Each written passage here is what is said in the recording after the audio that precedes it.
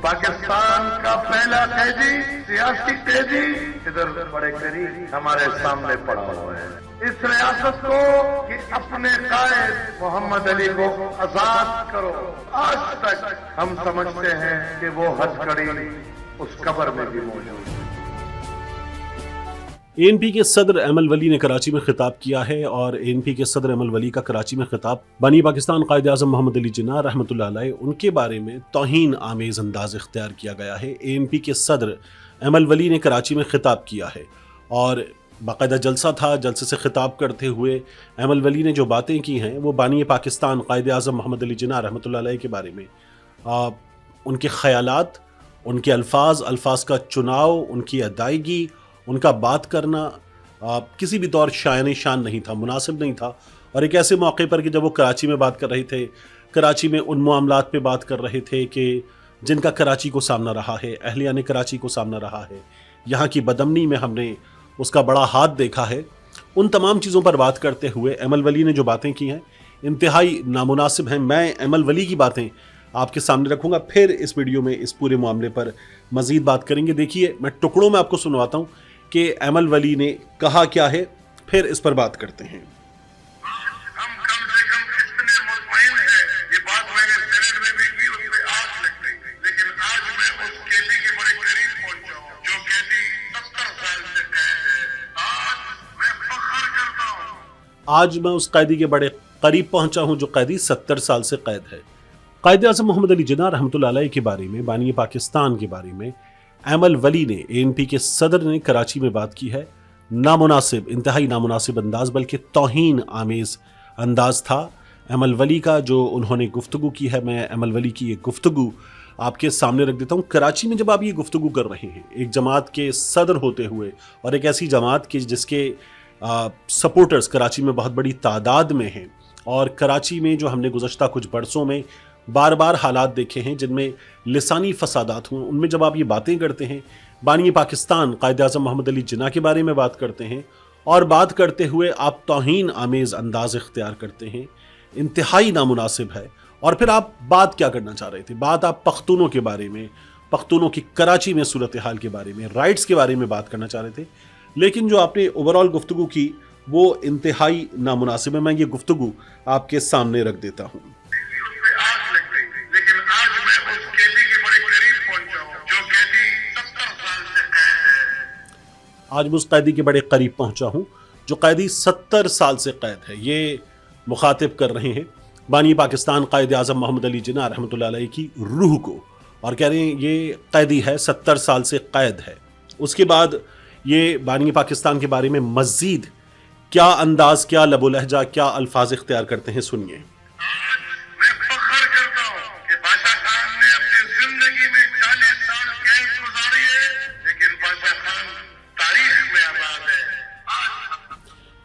बादशाह खान ने 40 साल कैद गुजारी, बादशाह खान तारीख में आज़ाद है, आज आज़ाद है, हमारी तारीख खुली किताब है। एमएल वली ने ये बातें की और फिर उसके बाद कायद आज़म मोहम्मद अली जिन्ना रहमतुल्लाह अलैह के बारे में उनका तर्ज तखातुब, तर्ज तकल्लुम क्या है, मज़ीद सुनिए। कल आजाद हमारा लीडर आजाद है, हमारी तारीख खुली किताब है। खुदारा अपने मोहम्मद अली को आज़ाद करो। अभी जो खुदारा अपने मोहम्मद अली को आज़ाद करो, तो क्या एमएल वली बानी पाकिस्तान कायद आज़म मोहम्मद अली जिन्ना को अपना नहीं कह रहे? हमारा लीडर आज़ाद है, हमारा बादशाह खान आज़ाद है, यानी आपने अलग किया और कायद आज़म को अलग किया और कहा अपना लीडर आज़ाद करो। फिर आगे एमएल वली क्या कहते हैं। का पहला कैदी, सियासी कैदी इधर बड़े करीब हमारे सामने पड़ा हुआ है। पाकिस्तान का पहला कैदी, सियासी कैदी इधर बड़े करीब हमारे पड़ा हुआ है। ये बानी पाकिस्तान के बारे में एमएल वली के अल्फाज है, इधर हमारे करीब पड़ा हुआ है। आगे क्या कहते हैं वो। आज पाकिस्तानी होने के नाते एक दफा फिर खुदारे कायद से ये आवाज उठाता हूं इस रियासत को कि अपने कायद मोहम्मद अली को आजाद करो। तो ये रियासत कायद मोहम्मद अली को आज़ाद करे। बानी पाकिस्तान कायद आज़म मोहम्मद अली जिन्ना रहमतुल्लाह अलैह जिन हालात में इस दुनिया से रुखसत हुए, उस पर मोहतरमा फातिमा जिन्ना की किताब माय ब्रदर में भी ایک پیرا لکھا ہوا نہیں ہے، لکھا ہوا ہے لیکن کتاب میں لکھا ہوا نہیں ہے۔ عقیل عباس جعفری صاحب مورخ ہیں، محقق ہیں۔ عقیل عباس جعفری صاحب نے ایک بڑی ڈیٹیلڈ سٹوری کی تھی۔ ڈاکٹر الہی بخش جو قائد اعظم کا علاج کر رہے تھے، زیارت میں یہ علاج ہو رہا تھا، اور پھر وہاں جو قائد اعظم نے اپنی زندگی کے آخری 2 مہینے گزارے، ان 2 مہینوں میں کیا ہوا جب وہاں ان سے ملنے لیاقت علی خان آئے وزیر اعظم، اور وہ آ کر کیا جاننا چاہتے تھے۔ ملاقات وزیر اعظم لیاقت علی خان سے قائد اعظم کی ناخوشگوار رہی، یہ ایک تاریخ ہے۔ اس کے بعد قائد اعظم کا جو آخر میں کراچی میں جو حالات تھے، سفر تھا، جو ایمبولنس کی کہانی، ہمارے ہاں ڈھیروں باتیں ہوتی ہیں ان تمام چیزوں پر، اور قائد اعظم کی جو ٹریٹمنٹ ہے اس کی حوالے سے یہ اب تک کہا جاتا ہے کہ کچھ پرابلمز پیدا کی گئی۔ قائد اعظم زیارت میں کیوں تھے، اس حوالے سے بڑے سوالات ہیں، اور ہماری ہسٹری میں بہت بڑے بڑے سوالات ہیں جن کے جوابات نہیں ہیں۔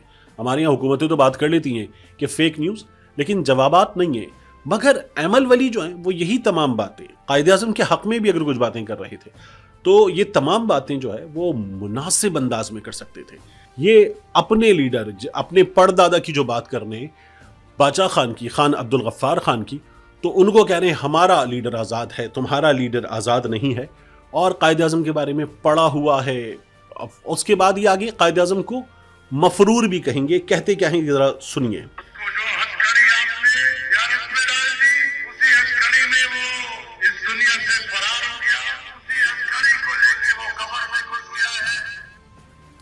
جو ہتھ کڑی آپ نے زیارت میں ڈال دی، اسی ہتھ کڑی میں وہ زیارت سے فرار ہو گیا، اسی ہتھ کڑی کو لے کر وہ قبر میں گھس گیا ہے۔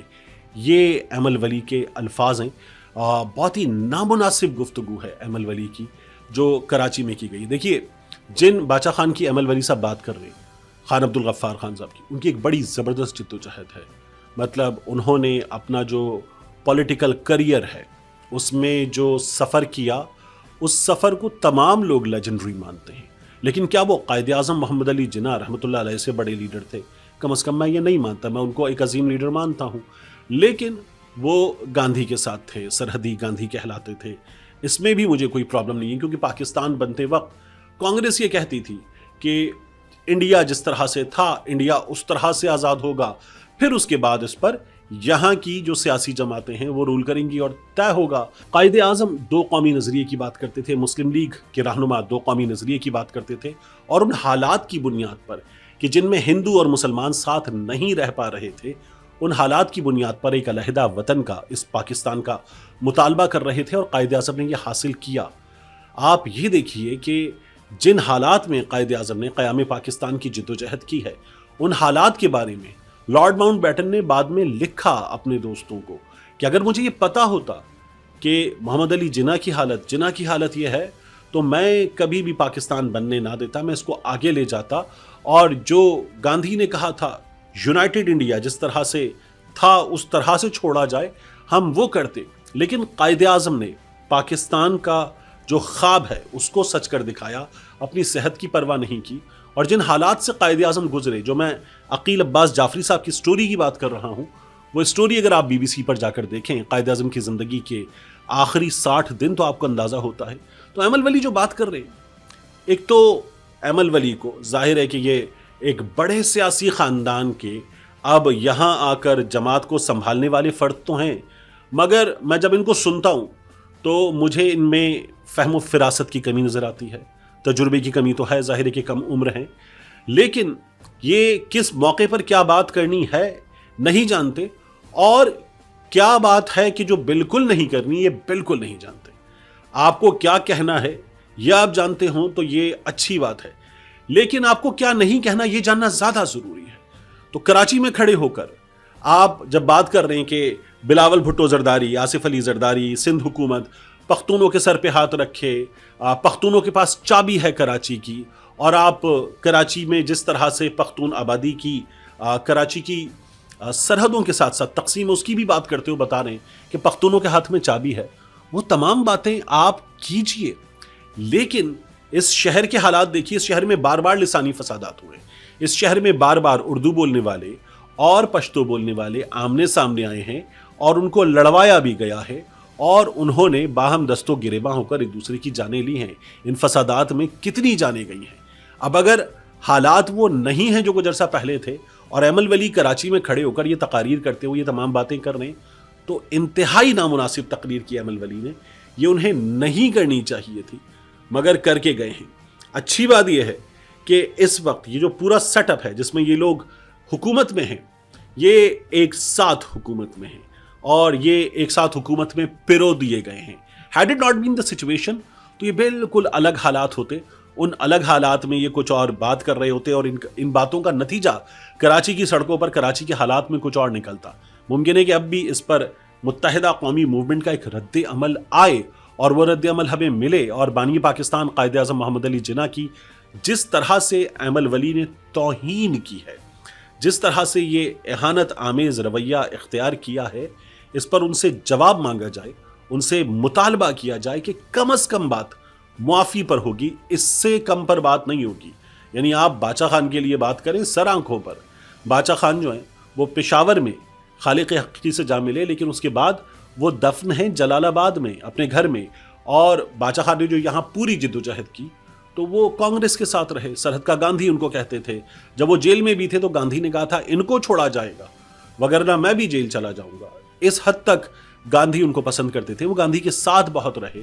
لیکن آپ ایک چیز دیکھیے کہ جب پاکستان بن گیا تھا تو غالباً 1948 میں لیاقت علی خان نے ایک موقع پر ان سے پوچھا تھا پختونستان کے حوالے سے, تو انہوں نے کہا کہ وہ اب ماضی کا حصہ ہے, وہ ایک خواب تھا اور اب پاکستان بن گیا ہے. ہم نے پاکستان سے وفا کا حلف اٹھایا ہے.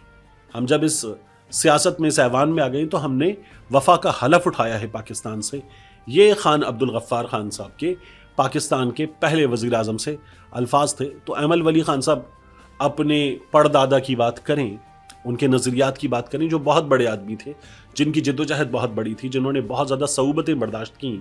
مگر آپ جو سیاست اس وقت کر رہے ہیں اس سیاست میں ایک تو آپ نے کوئی تکالیف برداشت نہیں کی, آپ کی جماعت نے بہت برداشت کی, اور آپ اس سیاست میں آتے ہی پہلی بار جو ایوان میں گئے ہیں وہ بھی ارینجمنٹ کے تحت ایوان میں گئے ہیں. تو آپ کی سیاست میں انٹری موروثی ہے, آپ کی ایوان میں انٹری بندوبستی ہے, اور اس کے بعد آپ بات کریں بانی پاکستان قائد اعظم محمد علی جناح رحمۃ اللہ علیہ پہ, شایان شان نہیں ہے, شرم آنی چاہیے.